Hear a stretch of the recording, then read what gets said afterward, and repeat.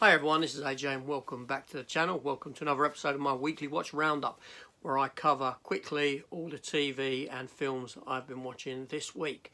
So let's not kick around, let's just get into it.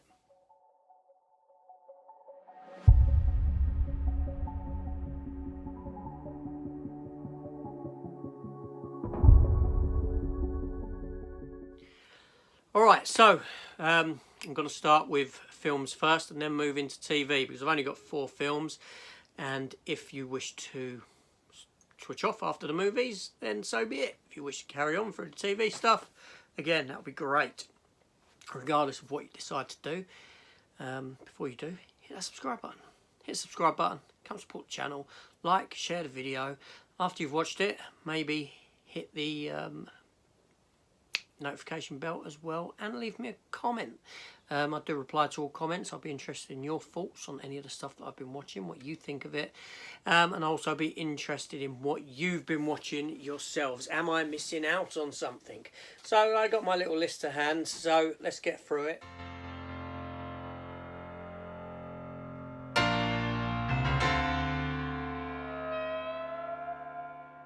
So, first 3, not very good. So the first thing that I watched this week was the movie X. Yes, the horror film X. I thought I'd give it a watch, see what it's all about. I did do a review for it. However, it is quite a scathing review. I didn't enjoy the film. I thought it was in completely bad taste. I felt that decisions were made just for the potential of shock value. The characters were all underdeveloped.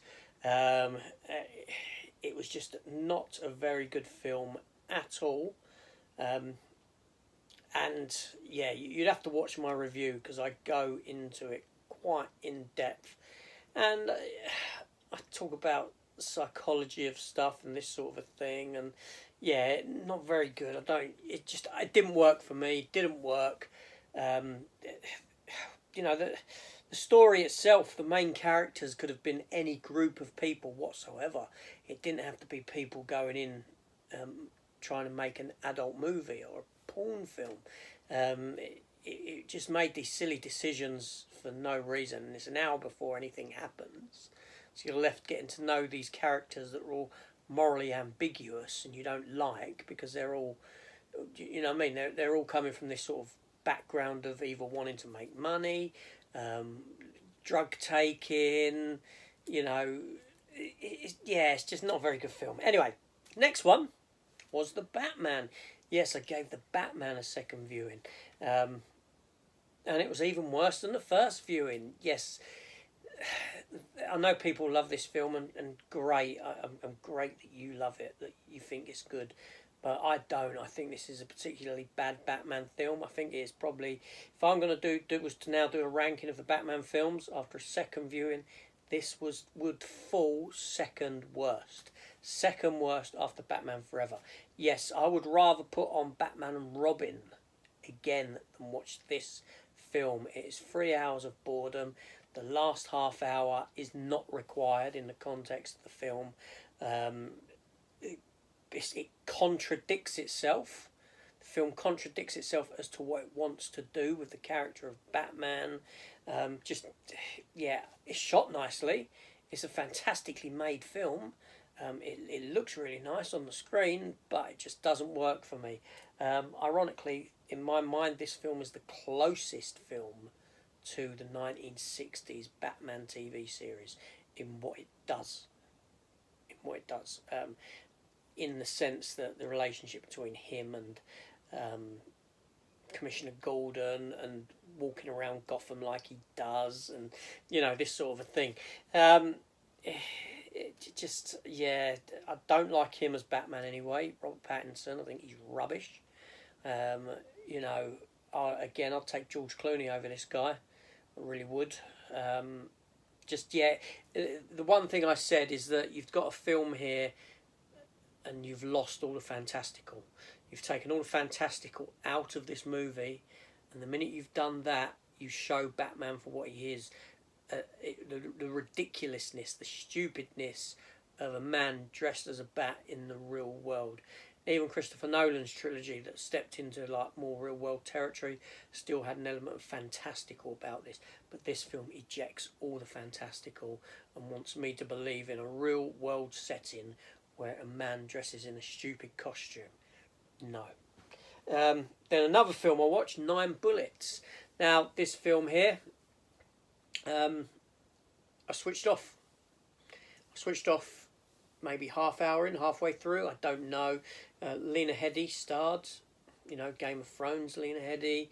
Again, this film just felt like it was just thrown together with no real concept of a story. I reviewed it. I don't really want to talk about it anymore. It was rubbish. And then, ironically, yesterday, or day before yesterday, I went up into London. I bought a couple of books, two alien books from the Forbidden Planet. The Art of Alien Covenant and The Art of Aliens, or The Making of Aliens. 2 books that were very cheap. I came home, lo and behold, what's my wife watching on TV? She's watching Alien. She's about 25 minutes from the end of Alien on Disney. And then we went into Aliens. So I sat there and I watched Aliens again. Now, on Disney Plus, this isn't the extended cut of Aliens, the director's cut. This is the standard theatrical release version. I haven't seen this release for, not that I've seen Aliens plenty of times, but I go to the extended cut. So I watched this, but primarily because I was so knackered from my trip up London. My legs were aching that I just laid there, and I'd have watched anything if it was on the TV, except the Batman again. So I watched that. Very good film, obviously, Aliens is. It's a fantastic film, but the director's cut is a lot better in that, you've lost out of this, you lose the stuff with the freestanding cannons, with the motion detector things on them, all the stuff at the beginning at Hadley's Hope, with the colonists, Ripley's daughter, which goes a long way to you understanding her relationship with Newt, with that stuff in it. So a lot of stuff is ejected from this version. So it's the director's cut, which is the version, which is the primary version. So that's it for film. We're going to leave it there for film. Now I'm going to jump into TV television.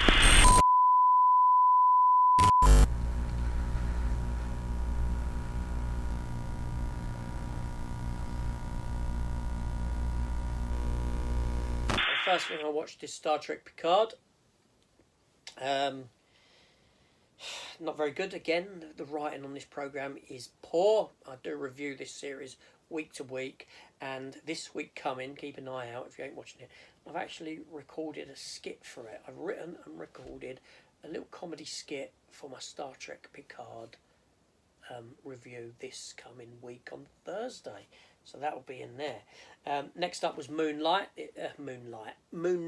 episode 4 of Moon Knight this is. Now, people are saying this is their favourite MCU programme. For me, it's sitting as my worst at the moment. My least favourite, although I found the last 10 minutes compelling when he was in the psych ward. I found that more interesting than anything that I've seen thus far out of all of the episodes. So there's that. And then we have Fear the Walking Dead came back. Yes, I watched the latest episode of Fear the Walking Dead. I quite enjoy Fear the Walking Dead. I know Madison is due back very soon. They should never have killed that character off in the first place. Well, they ain't killed her enough off now. They've retroactively written it that she is alive. Because she didn't get to see it die, actually, so they could always brought her back. But she turned into a fabulous character a few seasons ago, and they ejected her in favour of Morgan. But there you go. She's coming back, so I'm looking forward to that. And then I watched Fear the Walking Dead, Dead in the Water. Fear the Walking Dead, Dead in the Water is a sort of web episode series, and it's been put together as one 45-minute episode, and it follows the events on the submarine from Fear the Walking Dead at the very beginning of the pandemic and the outbreak of the zombies, where they lose touch and they don't know what's going on. Then someone dies on board, he becomes zombified, and all that sort of thing. The whole majority of it, apart from the last 5 minutes, is set within the confines of this submarine. I love submarine stuff, so I was drawn to this. Obviously, it stars he who played John Connor in Terminator 3. The name eludes me, who had popped up in Fear the Walking Dead and was killed off. But yes, so this here is the events on that submarine, and how he became to be who he was, and how that submarine ended up where it was, so to speak. So yeah, I enjoyed that immensely. That was very good. Anyway, that's my watches for this week. That's everything. Now, I am planning on tonight watching Uncharted, so no doubt I will do a review for that. If I don't switch it off and it becomes one of my One I Switched Off series videos, I don't know what to expect from it. I've never played the game or anything like that, so I'm literally going into it as it being a film. Anyway, so that was it. That's all I've watched this week. This is AJ. Thank you for watching. And remember, hit that subscribe button, hit the notification bell, leave me a comment. I do reply to all comments, and give me a thumbs up. And share the video, maybe. If not, I'll see you all later. Take care, everyone, and goodbye.